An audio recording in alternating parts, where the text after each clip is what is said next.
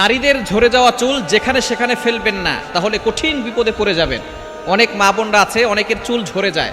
এই চুল ঝরে যাওয়া, অনেকের চুল ঝরতে ঝরতে একেবারে চুল নাই হয়ে যায়। যাদের চুল পড়ে বেশি তাদের জন্য একটা টিপস দিয়ে দেই। আপনি কোরআনের একটি আয়াত পড়ে জাইতুনের তেল, অরিজিনাল যেটা আছে সেটা, জাইতুনের তেলে ওয়াইদা মারিত্তু ফাহুয়া ইয়াশফিন, এটা পরে ফু দিয়ে মাথায় তেল দিবেন, দেখবেন মাথায় চুল বেশি পড়বে না, আপনার চুল মজবুত হবে এবং চুল শক্তিশালী হবে।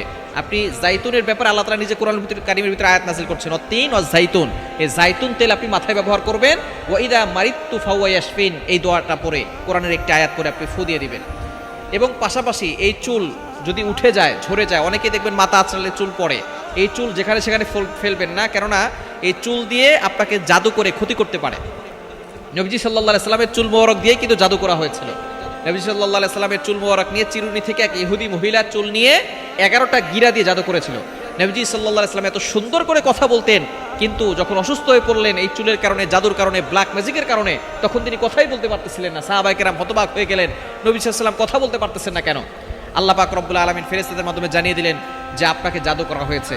তখন দুইটা সূরা নাজিল হলো, সূরা ফালাক আর সূরা নাস। 11টি আয়াত আছে, 11টি আয়াত করে ফু দিয়েছেন, সাথে সাথে 11টি গিরা খুলে গেছে, নবী সাল্লাল্লাহু আলাইহি সাল্লাম সুস্থ হয়েছেন। সুতরাং আপনার চুল নিয়ে কিন্তু কেউ আপনাকে জাদু করতে পারে। আপনার কাছের লোক, আপনার প্রতিবেশী, আপনার আত্মীয় স্বজন, আপনার দূরের লোক না, আপনার কাছের লোকরাই কিন্তু আপনাকে ব্ল্যাক ম্যাজিক করতে পারে আপনার ক্ষতি করার জন্য। অনেক মেয়ের দেখবেন বিয়ে হয় না, বিয়ে বন্ধ হয়ে থাকে, এটা হচ্ছে জাদুর কারণ, ব্ল্যাক ম্যাজিকের কারণ। এজন্য চুল যেখানে সেখানে ফেলবেন না। এবং অনেকে আবার চুল বিক্রি করে, চুল ওইগুলো যেখানে সেখানে পায় সেটা নিয়ে চুল বিক্রি করে, এটা কিন্তু সম্পূর্ণরূপে হারাম। মানুষের অঙ্গের কোনো অঙ্গ বিক্রি করা হারাম, কেননা মানুষের অঙ্গ, প্রত্যেকটা অঙ্গ প্রত্যঙ্গ হচ্ছে সম্মানিত, এগুলো বিক্রি করা হারাম, জায়েজ নাই। সুতরাং আপনার চুল অন্য কেউ বিক্রি করতেছে, আপনি বিক্রি করতেছেন না, কিন্তু আপনি যে ফেলে দিচ্ছেন, আপনি তাকে ফেলে দিয়ে সহযোগিতা করতেছেন, সে যে বিক্রি করতেছে, এই জন্য আপনি গুনাহগার হবেন। এই জন্য চুল আপনি যেখানে সেখানে ফেলবেন না। কি করবেন? এটা মাটিতে পুঁতে রাখবেন। অনেক নারীরা আছে চুল খোলা রেখেই তারপরে ঘর থেকে বের হয়। নবীজি সাল্লাল্লাহু আলাইহি সাল্লাম এই সকল নারীদেরকে অর্ধ উলঙ্গ বলেছে, এবং তারা জান্নাতের ঘেরানো পাবে না, জান্নাতে যেতে পারবেই না।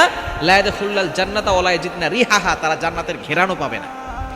যারা পোশাক পরেও উলঙ্গ থাকে, আপনি আপনার চুল পরপুরুষকে দেখিয়ে বেড়াচ্ছেন, একটা চুল যদি কোনো পুরুষ দেখে, তাহলে একটা চুল 70টা সাপ হবে। আর এক একটা সাপ কত বড় হবে?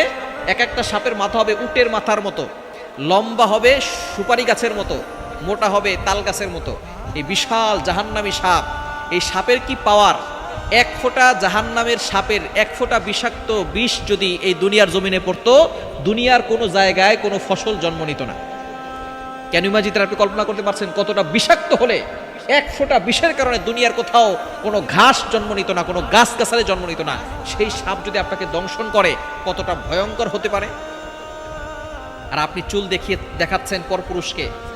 খবরদার মা বোনরা, খুব সাবধান। আপনার স্ত্রীকে সাবধানে রাখবেন, আপনার মেয়েটাকে সাবধানে রাখবেন। আপনি সবকিছু আপনার মেয়েকে দিচ্ছেন, আপনার স্ত্রীর খরচ দিচ্ছেন, কিন্তু তারা বেপরোয়াভাবে চলাফেরা করতেছে। আপনি যদি তাদেরকে নিষেধ না করেন, আপনাকেও কিন্তু আল্লাহর কাঠগড়ায় জবাবদিহি করতে হবে। এজন্য এই চুল যেখানে সেখানে ফেলবেন না, এটাকে ঢেকে রাখবেন। নারীদের সৌন্দর্য হচ্ছে চুলে। এই চুল শুধু আপনার স্বামীকে দেখাবেন, যারা দেখার জায়েজ তাদেরকে দেখাবেন, যাদেরকে দেখানো হারাম তাদেরকে কখনো দেখাবেন না।